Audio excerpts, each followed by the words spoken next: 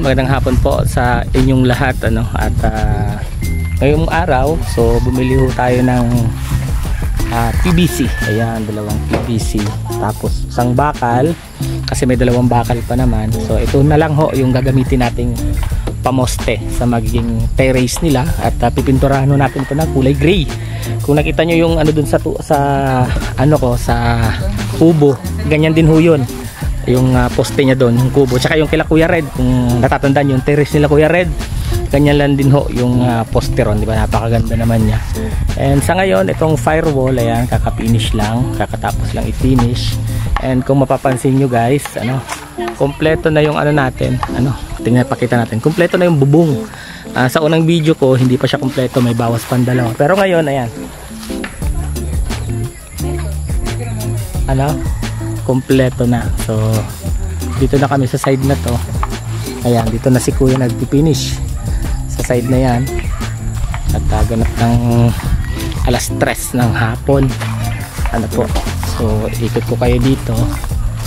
Ito yung itsura ng kabilang bahay. Ayan,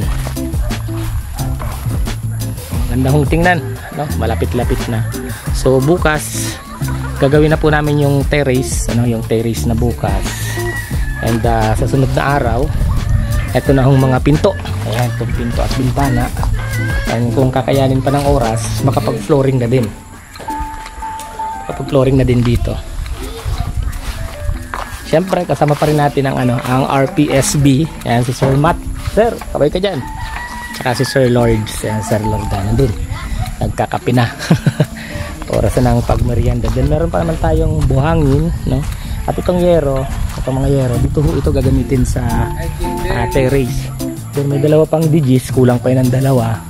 Gagamitin naman yan sa CR at sa kusina. Ayan, sa dirty kitchen nila. So yun yung ano, ngayong hapon na natapos dito sa ginagawang bahay nila Paring Robin. At kanina nga nakita namin si Paring Robin doon sa hardware pagbili namin ng ano. Ay, natutuwa ho, ano, natutuwa siya sa palagi, tsaka palagi naman siyang natutuwa kahit walang nakakatuwa. Lagi naman siyang natutuwa, ano, at nabalitaan nga yan, nag-umpisa na ulit yung ano, yung kanyang bahay na ginagawa. Ito ay nakatapos na kami, malinis na dyan, wala nang halo, tapos na ng halo. And may natitira pa tayong isang semento, no? Ito para bukas ito, pero dapat madagdagan na natin itong isang semento. Ito. Yan. Pero dapat bukas madagdagan na natin yan. Kasi ho, para tuloy-tuloy ang gawa. Tsaka habang nandito pa ang RPSB, may nakakatulong pa ho tayo sa pagle-labor. Ano? Yun ho yung, ano, yun ho yung dapat na matapos mangyari.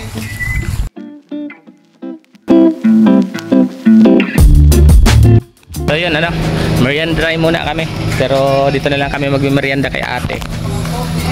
Maglulugaw kami dito sa Guto with Egg. Napakasarap ng Guto with Egg dito sa Barangay Tuaka. Dito lagi kami nagmerienda pagkaka uwi ano ng hapon, ano. 50 pesos ang isang order. May itlog na yan, tsaka maraming laman. May kalamansi. Ano pa kalamansi, oh? May kalamansi pa po yan, marami pa ating ano, pinisa. Ang dami pa.